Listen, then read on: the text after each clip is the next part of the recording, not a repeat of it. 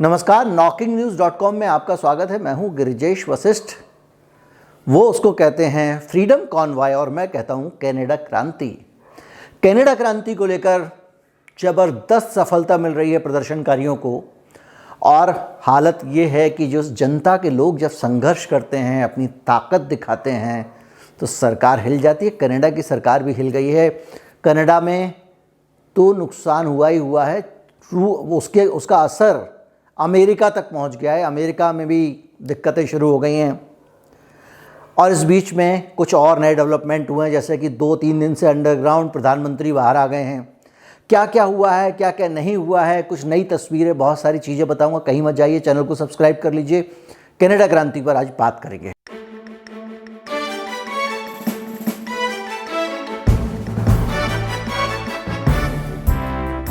Canada की राजधानी Ottawa में 50,000 ट्रक ड्राइवर 3-4 दिन से जमे हुए हैं।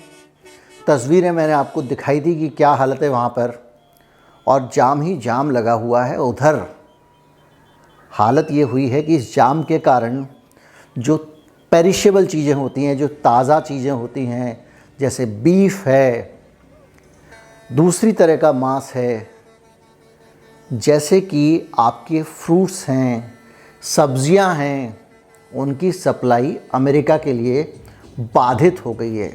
सर्विस, जिसको कहते हैं सप्लाई चेन, डिसरप्ट हो गई है। और सप्लाई चेन डिसरप्ट होने का मतलब ये है कि पहले से ऐतिहासिक महंगाई झेल रहे अमेरिका को अब और महंगा फूड और खाने पीने के जो रोज़मर्रा के सामान हैं वो ख़रीदने पड़ रहे हैं। और धीरे धीरे इस महंगाई की हवा अनाजों को भी लग गई है, अनाज भी महंगे हो गए हैं। यानी जाम लगा है कनाडा में। और चूँकि अमेरिका के बॉर्डर पे जाने और आने पर कनाडा की सरकार ने वैक्सीन मैंडेट लागू कर दिया था, तो उसके खिलाफ आंदोलन हो रहा है, तो अमेरिका की सप्लाई रुक गई है। उधर अमेरिका की सप्लाई रुक गई है, इधर सांस रुक गई थी एक तरह से। प्रधानमंत्री जस्टिन ट्रूडो की मैंने आपको बताया था, अंडरग्राउंड हो गए थे, बीवी बच्चों के साथ घर छोड़कर भाग गए थे। अब अचानक अमेरिका ने कहा होगा कड़क हो जाओ, हम तुम्हारे साथ हैं। तो अब जस्टिन ट्रूडो बाहर आ गए हैं। प्रेस कॉन्फ्रेंस की उन्होंने, या नहीं होती अलग बात। प्रेस कॉन्फ्रेंस की, और प्रेस कॉन्फ्रेंस में बहुत गरजे हैं। उन्होंने कहा ये मुट्ठी भर लोग हैं और ये जो है देश विरोधी लोग हैं, देशद्रोही लोग हैं। It is an insult to memory and truth. Hate can never be the answer. Over the past few days, Canadians were shocked and frankly disgusted by the behavior displayed by some people protesting in our nation's capital. I want to be very clear. We are not intimidated by those who hurl insults and abuse at small business workers and steal food from the homeless. We won't give in to those who fly racist flags. We won't cave to those who engage in vandalism or dishonor the memory of our veterans. La statue de Terry Fox. और ये लोग हमारे देश को नुकसान पहुंचाना चाहते हैं वगैरह वगैरह, जैसा कि आम तौर पे सरकारें आजकल, जो लोग सरकार के पक्ष में नहीं होता उसको कह देती हैं, वैसे भी कह दिया है। और कहा कि ये हेट स्पीच दे रहे हैं, इनके भाषण जो है ना उसमें हेट स्पीच है, घृणा से भरे हुए भाषण बंद होने चाहिए। अब एक बात बताइए, एक छोटा सा सवाल मेरे मन में आता है, आपके भी मन में आ रहा होगा। भाई यूके से ज़्यादा तो कोरोना किसी ने झेला नहीं, पुर्तगाल ने भी खूब कोरोना झेला।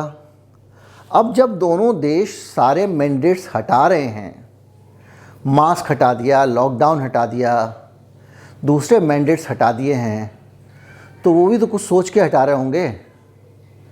कोई तो वजह होगी जिसके कारण इन देशों ने अपने यहाँ के मैंडेट्स हटा लिए हैं। क्या वजह है? उसकी वजह है, सबसे बड़ी, सबसे साफ वजह है ओमिक्रॉन वायरस। ओमिक्रॉन वायरस आ रहा है, धीरे धीरे करके उसने ओवर पावर कर लिया है, डेल्टा को उखाड़ दिया है, उसकी जगह ले लिया, और ये वायरस थोड़ा सा हार्मलेस वायरस माना जा रहा है।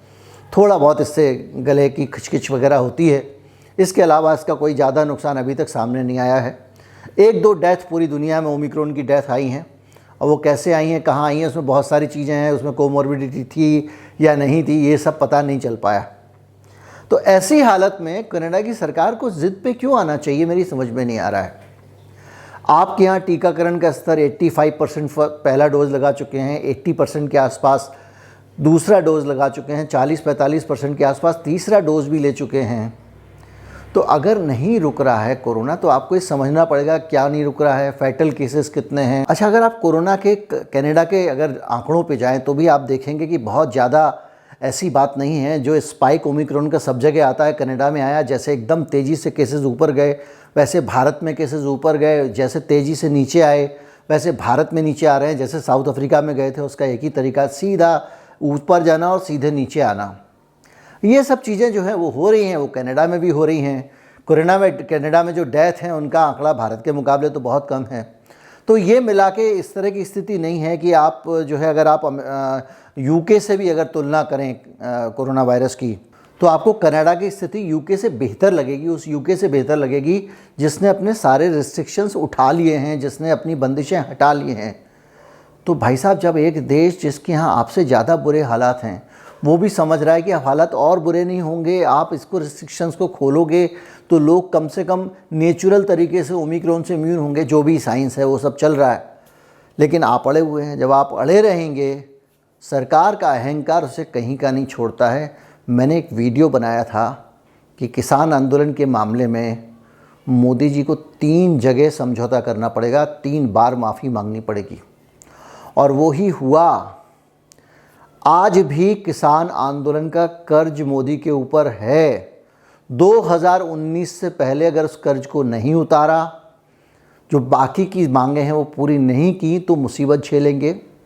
इसी तरह से कनाडा में जो ट्रूडो साहब हैं, उनका जो अड़ियलपना है वहाँ के ट्रकर्स के आंदोलन को लेकर, उसके कारण उनको भी 3 गुना 4 गुना परेशानी झेलनी पड़ेंगी।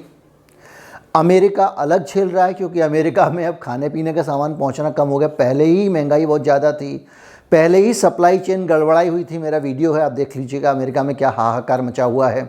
ऊपर से ये हड़ताल और ऊपर से सरकार का अड़ियल रवैया। बॉर्डर पे आप जांच करेंगे ही करेंगे। अगर इस सख्ती में रहने का क्या मतलब है। अब दौर देखिए, साइंस तेज़ी से बदल रहा है। पहले का साइंस अलग था, अब कोरोना का साइंस अलग है। जैसे जैसे साइंस बदलेगा वैसे वैसे आपको समझना पड़ेगा। अब डेथ का जो ग्राफ होता है मौत का कोरोना से, वो ऊपर ही जाता है, कभी नीचे नहीं आता, क्योंकि जो मर गया वो तो वापस आएगा नहीं। तो अब अगर उस ग्राफ को देख कर डर गए हो जस्टिन ट्रूडो तो पता नहीं, लेकिन कुल मिला के जो हालात हैं वो यही हैं। और सड़कें जो है ना कनाडा की, वो जाम हो गई हैं। और आप एक बात मान लीजिए कि जो लोग आंदोलनकारी हैं या नहीं हैं, वो सभी लोग अब फंस गए हैं। इधर का माल उधर, इधर उधर का माल उधर। अब आने वाला समय बहुत कठिन होने वाला है। जस्टिन ट्रूडो का अगर इन्होंने 2-4-6 दिन और स्ट्राइक को खींच दिया, बातचीत नहीं की, क्योंकि अब बातचीत करने से मना कर रहे हैं ट्रूडो प्रधानमंत्री की, मैं बातचीत नहीं करूंगा इनसे, तो मामला और बिगड़ेगा। और जब मामला बिगड़ेगा तो कनाडा को ही नहीं, अमेरिका को भी इसके परिणाम भुगतने पड़ेंगे। उम्मीद करता हूँ वीडियो अच्छा लगा होगा। अगर इस आंदोलन पर कोई बड़ा अपडेट होगा तो देता रहूँगा जैसे आज था। चैनल को सब्सक्राइब कर लीजिए अगर नहीं किया है, दोस्तों में शेयर करें। अगर आपको हमारे वीडियो अच्छे लगते हैं और अगर आप चाहते हैं हमारी पत्रकारिता को आप सपोर्ट करना चाहते हैं, तो हमारा UPI ID डिस्क्रिप्शन में है, उसके ज़रिए आप भुगतान कर सकते हैं। स्क्रीन पर आपको कई जगह बारकोड दिखाई देगा, उसके ज़रिए आप भुगतान कर सकते हैं। इस वीडियो के ख़त्म होने के बाद में आपको जब वो थंबनेल्स दिखते हैं, उसके साथ में आपको बीच में एक बारकोड दिखाई देगा, उसको स्कैन करके भी आप भुगतान कर सकते हैं। नमस्कार, जय हिंद।